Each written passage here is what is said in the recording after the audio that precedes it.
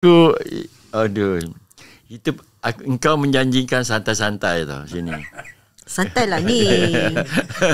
We hold Jadi aku macam ourselves responsible je. Kita diri kita yang responsible.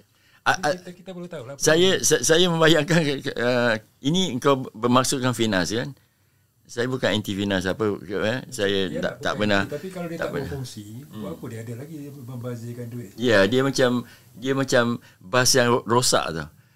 Dalam bas tu adalah warga-warga filem untuk pergi ke satu destinasi tau. Jadi bayangkan bas itu symbolizes Finas yang dah rosak.